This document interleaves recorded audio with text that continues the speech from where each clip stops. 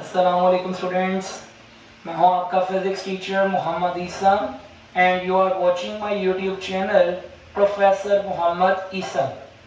सो बेटा, जैसा कि आपको ये बात मैंने बजरिया व्हाट्सएप चैनल भी इन्फॉर्म कर दी थी कि हमने सेकेंड ईयर के जो लेक्चर्स हैं उनको बाकायदा जो है वो अपलोड करना शुरू कर दिया है। तो आज इसी सिलसिले में चैप्टर नंबर 14 का सेकेंड लेक्चर आपके लिए अपलोड किया जा रहा है।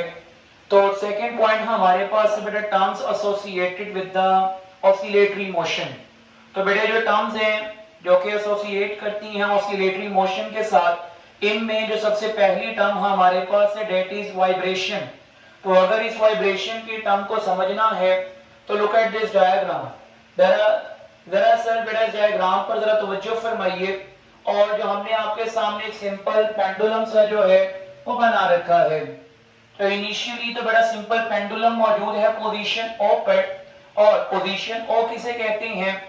Position O is known as mean position. तो हम इस सिंपल पेंडुलम को इसकी मीन पोजीशन से कहां पर ले गए बेटा? इसकी extreme position, that is the position A. अब जैसे हमने पोजीशन ए पे ले जाके छोड़ा तो जो सिंपल पेंडुलम की बॉब है बेटा ये ए से कहां जाएगी?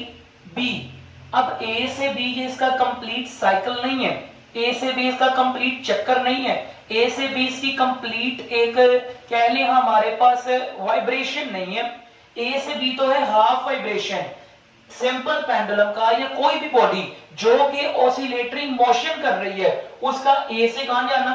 बी, और बी से दोबारा ए पर आना। या दूसरे लफ्जों में जहां से हमने बॉडी को रिलीज किया, बॉडी का ऑसिलेटरी मोशन करते हुए दोबारा उस पॉइंट पर आ जाना, that is called one vibration. तो बेटा किसी भी बॉडी का अपनी मेन पोजीशन के गिर्द जो एक चक्कर है, एक वाइब्रेशन है, उसे हम नाम देते हैं, एक साइकिल को हम नाम देते हैं वाइब्रेशन का। तो वाइब्रेशन को हम डिफाइन करते हैं कि बेटा वाइब्रेशन किसे कहते हैं? सो बेटा वन कंप्लीट राउंड ट्रिप।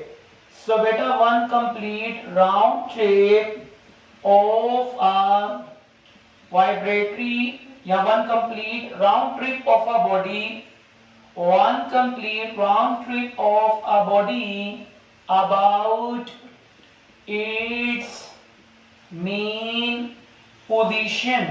कि बेटा बॉडी का अपनी मेन पोजीशन के गिर्द एक चक्कर पूरा कर लेना, एक साइकिल पूरा कर लेना, एक ट्रिप को जो है वो पूरा कर लेना, दैट इज कॉल्ड वाइब्रेशन। जैसे अगर मैं इसकी एग्जांपल को आपके सामने लिखना चाहूं और इसकी एग्जांपल को अगर मैं आपके सामने एक्सप्लेन करना चाहूं तो एग्जांपल में इसकी कैसे लिख सकता हूं? आई कैन से बेटा द मोशन, बेटा ये जो मोशन है, motion of a pendulum, motion of a pendulum from A to B। क्या बेटा पेंडुलम का A से B and then motion of a pendulum from A to B and B to A is one vibration। क्या बेटा pendulum का A से B और D से दोबारा A की जानिब आ जाना, इस चीज को हम वन वाइब्रेशन कहते हैं। तो किसी भी बॉडी का अपनी मेन पोजीशन के गिर्द एक चक्कर पूरा कर लेना, दैट इज कॉल्ड वाइब्रेशन। तो आइए चलते हैं बेटा अगली टर्म की जानिब। The second term that is associated with the oscillatory motion, बेटा वो टर्म हमारे पास है टाइम पीरियड। सो बेटा द नेम इंडिकेटिंग कि टाइम की बात हो रही है। तो टाइम पीरियड क्या है? टाइम पीरियड बेटा दरअसल एक ऐसा टाइम है किसी भी बॉडी को एक वाइब्रेशन, एक चक्कर, एक साइकिल, एक राउंड पूरा करने के लिए जो टाइम लगता है ना, that time is known as time period. तो टाइम पीरियड की डेफिनेशन यहां मेंशन करते हैं कि बेटा द टाइम पीरियड वो टाइम है the time taken by the body, the time taken by the body to complete, the time taken by the body to complete one vibration।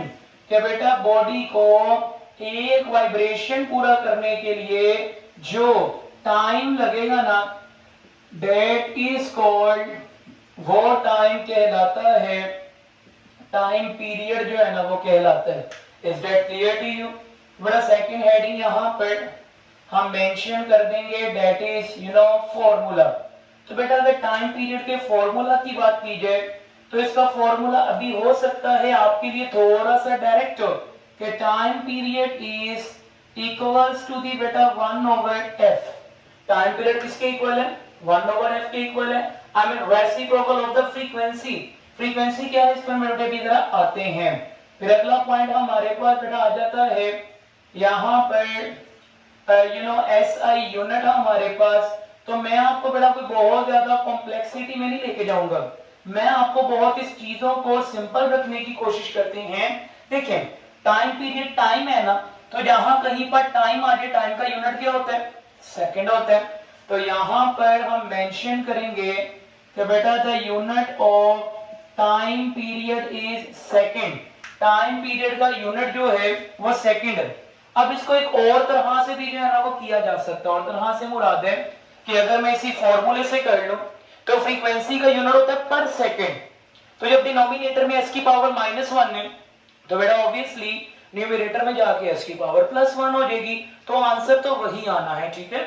तो moving toward the third term, तीसरी term की जानिब बढ़ते हैं। And the third term that is associated with vibratory motion, that term is beta frequency। तो मैंने भी कहा एक चक्कर पूरा करना वाइब्रेशन है, चक्कर पूरा करने के लिए जो टाइम लगता है that is called time period. अब फ्रीक्वेंसी क्या है? एग्जांपल देता हूं इसकी मिसाल के तौर पर। बड़ा अल्लाह तबारक व तआला ने हमारे कान में एयर यानी कान का जो पर्दा लगा रखा है, हमारे कान का पर्दा एक सेकंड में 20,000 दफा ऑसिलेट करते हैं। यानी एक सेकंड में कितनी वाइब्रेशन है? 20,000।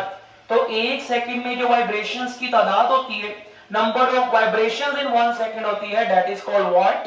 फ्रीक्वेंसी। तो आइए फ्रीक्वेंसी की डेफिनेशन लिख देते हैं कि बेटा फ्रीक्वेंसी किसे कहते हैं कि बेटा द नंबर ऑफ वाइब्रेशंस, कि बेटा the number of vibrations of vibrating body, the number of vibrations of vibrating body in 1 second। कि बेटा एक सेकंड में जो वाइब्रेशंस की तादाद होती है that is called frequency। ये चीज बेटा क्या कहलाती है? फ्रीक्वेंसी कहलाती है। तो अगली हेडिंग में यहां पर मेंशन कर रहा हूं that is मेरे बेटे फॉर्मूला। तो बेटा फॉर्मूला को बनाते हैं, फॉर्मूला को इसकी डेफिनेशन की मदद से बनाते हैं। डेफिनेशन में बेटा देखिए क्या चीज आ रही है। डेफिनेशन में कहा जा रहा है नंबर ऑफ वाइब्रेशंस। तो नंबर आ गया ना, number is represented by small n in 1 second. Second is the unit of time. So frequency का एक फॉर्मूला है f is equals to the n/t। बड़े फ्रीक्वेंसी का एक फॉर्मूला हमारे पास क्या है? f equals to the n/t। और ये फॉर्मूला ये ऊपर टाइम पीरियड में मौजूद है, ठीक है ना। t किसके इक्वल है? t is equal to the 1/f। और अगर हमें फ्रीक्वेंसी निकालना दरकार हो, फ्रीक्वेंसी निकालने की जरूरत हो, फ्रीक्वेंसी आ जाएगा टाइम पीरियड की जगह पे, टाइम पीरियड आ जाएगा फ्रीक्वेंसी की जगह पे। तो मेरे पास ये फॉर्मूला कुछ इस तरह से बन जाएगा f is equals to the 1/t। कि बेटा f जो है ना वो 1/t के बराबर होता है। फिर अगला और आखिरी पॉइंट इसके हवाले से that is बेटा SI यूनिट। अब हमने SI यूनिट के मुतालिक डिस्कस करना है। तो अगर बेटा बात की जाए फ्रीक्वेंसी के यूनिट की, तो that is बेटा f is equals to the 1/second। Second की पावर कुछ नहीं है, तो जब पावर कुछ ना हो तो बेटा that is +1। डिनोमिनेटर में पावर प्लस है, न्यूमरेटर में जाकर माइनस। तो बेटा सिस्टम इंटरनेशनल में ये जो पर सेकंड है ना, सिस्टम इंटरनेशनल में ये पर सेकंड किसके बराबर होता है? हर्ट्ज।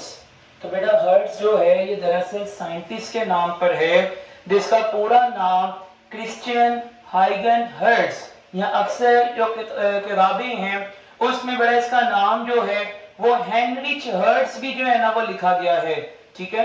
तो ये हमारे पास फ्रीक्वेंसी का जो है वो यूनिट आ जाता है। तो तीन टर्म्स हमने आपके साथ जो है ना वो डिस्कस कर ली है। टाइम पीरियड हो गया, टाइम पीरियड के बाद हमारे पास फ्रीक्वेंसी है, फ्रीक्वेंसी के बाद फ्रीक्वेंसी के बाद अब जो चौथे नंबर पे टर्म अब आने लगी है। सो बेटा the fourth term, the third last term that we are going to discuss right now, and that is angular frequency। कि बेटा जो टर्म हम डिस्कस करने लगे हैं उसका नेम है एंगुलर फ्रीक्वेंसी। अब बेटा angular chapter number 3 first year में हमने आप लोगों को सिखाया है कि एंगुलर का मतलब हमारे पास होता है घूमना, रोटेट करना, ठीक है। अब अगर बात करें एंगुलर की तो बेटा एंगुलर फ्रीक्वेंसी यानी एक सेकंड में, या एंगुलर कहते हैं रोटेशन को, तो हमने वहां पर एंगुलर वेलोसिटी की क्या डेफिनेशन की हुई है, the rate of change of angular displacement. तो इसको जरा कुछ इस तरह से डिफाइन करते हैं कि बेटा इट इज डिफाइंड एज, कि बेटा इसको डिफाइन किया जा सकता है angular displacement. It is defined as angular displacement per unit time. Angular displacement per unit time is known as angular frequency। इस चैप्टर में जब हम थोड़ा आगे की जानी मूव करेंगे तो इंशाल्लाह वहां हम आपको एक बात सिखाएंगे। वो बात ये है कि बेटा अगर हम सर्कुलर मोशन की, एंगुलर मोशन की बात करें, हर एंगुलर मोशन में एक सर्कुलर मोशन छुपी होती है।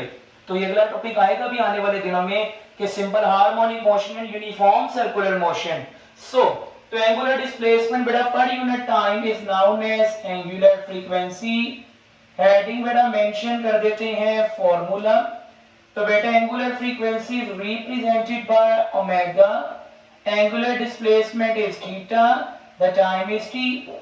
फॉर्मूले के बाद बेटा जो नेक्स्ट पॉइंट होगा डेट इज एसआई यूनिट। तो बेटा थीटा है that is angular displacement, the unit of angular displacement is what, radian, the unit of time is second, second की पावर कुछ नहीं तो +1 और न्यूमरेटर में जाकर -1 हो जाएगी। फिर बेटा लास्ट पॉइंट एंगुलर फ्रीक्वेंसी का जो रह जाता है that is its dimension। तो बेटा हमने आपको चैप्टर 1 और 3 दोनों में एक बात सिखाई थी। वो बात ये थी बेटा कि रेडियन जो है प्लेन एंगल, रेडियन की हमारे पास कोई भी डायमेंशन नहीं होती, रेडियन इज डायमेंशनलेस। तो बाकी हमारे पास बच जाता है सेकंड। सेकंड किसका यूनिट होता है, टाइम का, और टाइम की डायमेंशन हमारे पास क्या होती है, कैपिटल टी। तो बेटा that is the fourth term, इसे हम क्या कहते हैं, एंगुलर फ्रीक्वेंसी। तो आइए अब हम सेकंड लास्ट टर्म की तरफ मूव करते हैं। सो सेकंड लास्ट टर्म हमारे पास है अबाउट द एम्पलीट्यूड। सो बेटा नाउ व्हाट इज एम्पलीट्यूड। आपने नोटिस किया होगा जो हमने लेक्चर का सबसे पहला पॉइंट डिस्कस किया था, लेक्चर का सबसे पहला पॉइंट था वाइब्रेशन, जिसमें मैंने आपके सामने एक सिंपल पेंडुलम की डायग्राम सी भी बनाई थी। तो मैंने मीन पोजीशन भी वहां दिखाया था और एक्सट्रीम पोजीशन भी दिखाया था। तो बेटा एम्पलीट्यूड किसे कहते हैं, एम्पलीट्यूड कहते हैं कि बेटा वेव का या बॉडी का मेन पोजीशन से जो मैक्सिमम डिस्टेंस होता है ना, मेन पोजीशन से जो ज्यादा से ज्यादा फासला होता है, that is known as amplitude. तो एम्पलीट्यूड को डिफाइन करते हैं, तो बेटा एम्पलीट्यूड किसे कहते हैं, तो इट इज डिफाइंड, सो बेटा it is defined as maximum, it is defined as maximum displacement from mean position। कि बेटा it is defined as maximum displacement from mean position, mean position से बॉडी का जो ज्यादा से ज्यादा फासला होता है ना, दैट इज कॉल्ड एम्पलीट्यूड। फिर अगली हेडिंग मेंशन कर देते हैं। तो बेटा अगली हेडिंग हमारे पास आ जाती है सिंबल, और सिंबल के बाद आ जाएगा एसआई यूनिट। सो बात अगर की जाए रिगार्डिंग टू द सिंबल, तो याद रखिए बेटा ये जो एंगुलर डिस्प्लेसमेंट की टर्म है, एंगुलर डिस्प्लेसमेंट का जो सिंबल है it is represented bye x not. क्या बेटा एंगुलर डिस्प्लेसमेंट को एक्स नॉट से जो है ना वो रिप्रेजेंट करते हैं, और क्या है, it is a maximum displacement. Displacement की बात हो रही है तो बेटा जहां कहीं पर डिस्प्लेसमेंट आ जाता है तो unit of displacement is what, metre.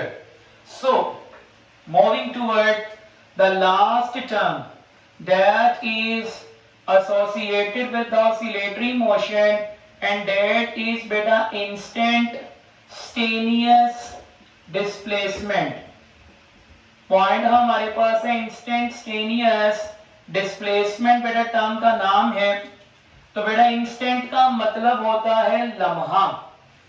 जब भी चैप्टर 3 में भी हमें आपको ये बात सिखाई थी कि बेटा जहां कहीं पर बात आ जाए बेटा इंस्टेंट की, तो इंस्टेंट का मतलब होता है लम्हा। तो आप जानते हैं जब बॉडी मेन पोजीशन के राउंड अबाउट मूव कर रही होती है तो कॉन्टिन्यूसली बॉडी का डिस्टेंस चेंज हो रहा होता है। कभी बॉडी का मेन पोजीशन से डिस्टेंस ज्यादा होता है, कभी बॉडी का मेन पोजीशन से डिस्टेंस कम होता है। तो किसी भी लम्हे बॉडी का जो मेन पोजीशन से फासला है that is known as instantaneous value of displacement. तो इसको डिफाइन कर देते हैं कि बेटा द वैल्यू ऑफ डिस्प्लेसमेंट, कि बेटा the value of displacement at any instant of time, the value of displacement at any instant of time is known as मेरे बेटे इंस्टेंटेनियस डिस्प्लेसमेंट हमारे पास कहलाता है। अब अगली जी फिर आ जाएगी एसआई यूनिट और सिंबल, ठीक है। सो बेटा अगर बात की जाए एसआई यूनिट की तो ये भी डिस्टेंस है and the unit of distance is what, metre. Symbol की बात करें तो बड़ा सिंबल इसका डिफरेंट है कि it is represented bye x. कि बेटा इंस्टेंटेनियस जो डिस्टेंस होता है इसको एक्स से, मैंने वैसे फुल स्टॉप लिखा तो उसको रेस कर दिया ताकि कोई कंफ्यूजन जो है वो बरकरार ना रहे। तो ये बड़ा चैप्टर नंबर 14 का जो सेकंड लेक्चर है that is completed right now. तो आपसे बड़े एक तो वीडियो इन करने से पहले गुजारिश ये है कि काइंडली जो भी आपके साथ चीजें डिस्कस की जाती हैं आप इनको लाजमी वॉच करें और अपने क्लास फेलोज के साथ जो है ना वो शेयर भी करें, और काइंडली चैनल को जो है ना वो सब्सक्राइब करें ताकि आपके लिए जो मजीद जो है इस कंटेंट में जो है वो बहुत ही ज्यादा बेहतरी लाई जा सके। आपसे मुलाकात होगी इंशाल्लाह नेक्स्ट वीडियो में, तब तक के लिए इजाजत दीजिएगा। खुदा हाफिज और नासिर।